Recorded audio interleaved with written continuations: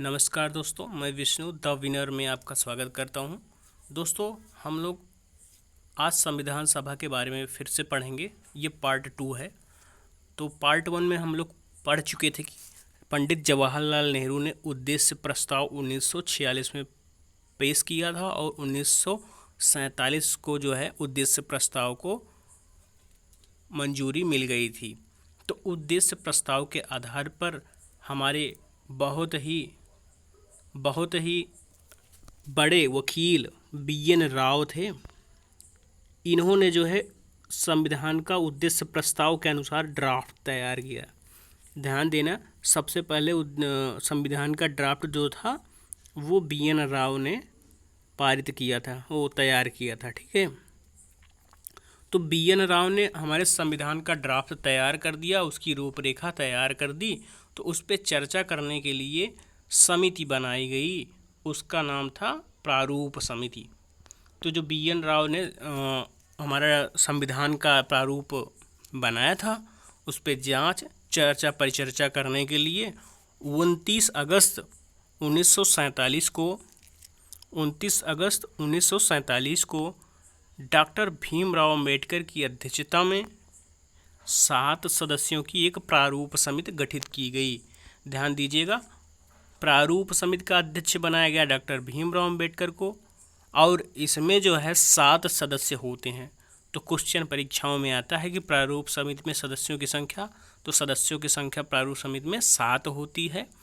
इसके अध्यक्ष थे, प्रारूप समिति के अध्यक्ष थे डॉक्टर भीमराव अम्बेडकर। प्रारूप समिति को ही कहते हैं ड्राफ्टिंग कमेटी अथवा पांडुलेखन समिति। आइए इन सदस्यों के बारे में कुछ जानते हैं। तो डॉक्टर भीमराव अम्बेडकर को अध्यक्ष बनाया गया था। बाकी लोगों के नाम यहाँ पे दिए गए हैं, अगर आप चाहते हैं तो वीडियो को पॉज करके देख सकते हैं। तो दोस्तों, भीमराव अम्बेडकर के बारे में एक इम्पॉर्टेंट फैक्ट ये भी है कि डॉक्टर भीमराव अम्बेडकर जो है भारत के पूर्वी बंगाल से जो है चुने गए थे संविधान सभा के सदस्य क्योंकि संविधान सभा के सदस्यों का चुनाव जो है वर्गीय आधार पर चुनाव किया गया था। तो ये जो है बंगाल के पूर्वी प्रांत से चुने गए थे। उसके बाद भारत पाकिस्तान का जब विभाजन होता है तो पूर्वी भाग जो है पूर्वी पाकिस्तान जो कि आज बांग्लादेश में है, चला जाता है। तो इनकी सदस्यता रद्द हो जाती है। फिर पंडित जवाहरलाल नेहरू की अनुशंसा पर बम्बई की पूना सीट से जो MR कुमार होते हैं उनको इस्तीफा दिलाया जाता है और वहाँ से फिर से चुनाव करवा के इनको वहाँ पे एक निर्वाचन करवाया जाता है। तो वहाँ से ये चुनाव जीत के फिर से आते हैं, तो इनको सदस्यता मिलती है। ये इनके बारे में एक इम्पॉर्टेंट फैक्ट था। नेक्स्ट देखते हैं, 26 नवंबर 1949 को भारतीय संविधान को पारित कर दिया गया। तो समिति बन गई, संविधान तैयार हो गया। तो संविधान को संविधान सभा में 26 नवंबर 1949 को पारित किया गया। संविधान को कब पारित किया गया संविधान सभा द्वारा? 26 नवंबर 1949 को। इसी दिन दोस्तों संविधान दिवस भी मनाया जाता है, संविधान दिवस। ठीक है, तो संविधान दिवस 26 नवंबर को मनाया जाता है। संविधान दिवस 26 नवंबर को मनाया जाता है क्योंकि संविधान सभा द्वारा 26 नवंबर 1949 को संविधान लागू किया गया था या कि स्वीकृत किया गया था। 26 नवंबर 1949 को जब संविधान पारित हुआ संविधान सभा द्वारा, तो उस समय सारे अनुच्छेद लागू नहीं किए गए थे। उस समय केवल कितने अनुच्छेद लागू किए गए थे?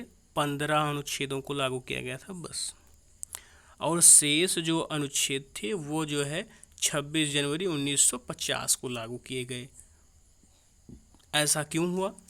क्योंकि 26 जनवरी 1930 को कांग्रेस ने जो है अपना प्रथम स्वतंत्रता दिवस रावी नदी के तट पर तिरंगा फहराकर मना लिया था।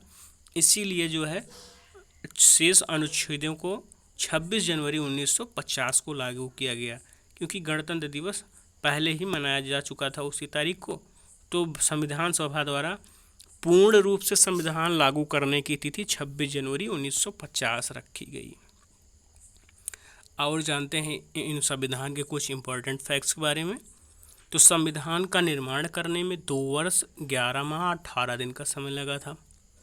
संविधान सभा की जो है अंतिम बैठक हुई थी 24 जनवरी 1950 को। 24 जनवरी 1950 के बाद संविधान सभा को खंडित कर दिया जाता है। तो 24 जनवरी 1950 को जब संविधान जो है अंतिम बैठक हुई, तो उस समय संविधान पर हस्ताक्षर करने के लिए, मतलब कि 26 नवंबर 1949 के दिन संविधान जब पारित हुआ, तो संविधान पर 284 सदस्यों ने हस्ताक्षर किए थे उस समय पर।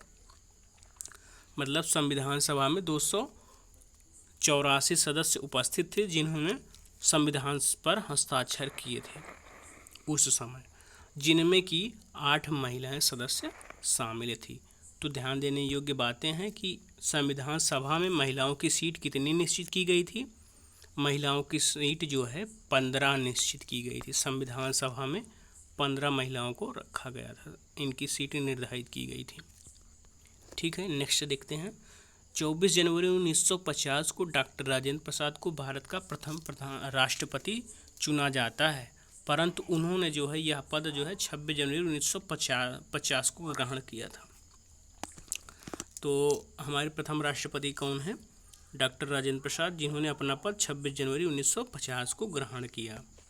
फिर उसके पश्चात होता है कि 24 जनवरी 1950 को संविधान सभा को भंग कर दिया जाता है, परंतु शर्त यह रखी जाती है कि जब तक हमारी पहली लोकसभा, मतलब कि पहला चुनाव हो के हमारे नए मंत्री आ नहीं जाते, नए प्रधानमंत्री मिल नहीं जाते, तब तक जो है संविधान सभा अंतरिम संसद के रूप में कार्य करेगी। मतलब इसके जो सदस्य हैं वो सारे सदस्य ऐसे ही काम करते रहेंगे। नेक्स्ट आता है कि जब चुनाव हुआ तो उस समय जो है अध्यक्ष का चुनाव नहीं हुआ था, तो संविधान सभा के वो जो लोकसभा चुन के आती है पहली लोकसभा, उसमें अस्थायी रूप से जीवी मवलंकर को अध्यक्ष बनाया जाता है। तो लोकसभा अध्यक्ष, प्रथम लोकसभा अध्यक्ष कौन है? जीवी मवलंकर, वो भी अस्थायी थे। ठीक है, नेक्स्ट देखते हैं। 26 जनवरी 1950 को सारनाथ में स्थित अशोक स्तंभ को राष्ट्रीय चिन्ह के रूप में स्वीकृति प्रदान की गई। तो जो राष्ट्रीय चिन्ह है वो कहाँ से लिया गया है? सारनाथ के अशोक के स्तंभ से लिया गया है। राष्ट्रीय चिन्ह अशोक स्तंभ से लिया गया है। अशोक स्तंभ सारनाथ में स्थित है। नेक्स्ट देखते हैं, उस समय जो है हमारे संविधान में कितने अनुच्छेद थे, कितनी अनुसूचियाँ थीं। तो संविधान लागू होने के समय हमारे संविधान में 395 अनुच्छेद तथा 8 अनुसूचियाँ थी और कुल मिला के 22 भाग थे हमारे संविधान में।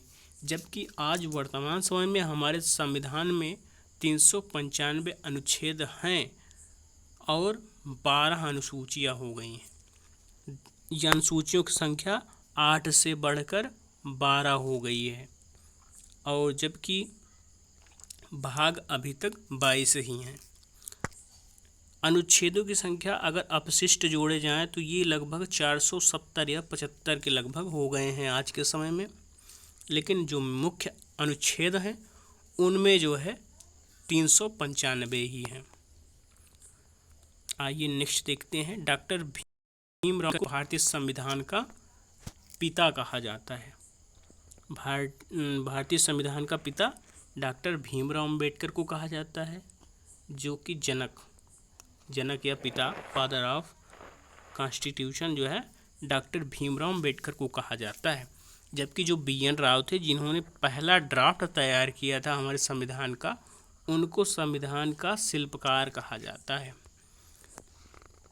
स्वतंत्रता प्राप्ति के समय ब्रिटिश के प्रधानमंत्री क्लीमेंट एटली थे एवं भारत की जो राष्ट्रीय कांग्रेस थी उसके अध्यक्ष जीपी कृपलानी थे। दोस्तों मैं आपको बता दूं कि जो BN राव थे ये बहुत बड़े वकील थे।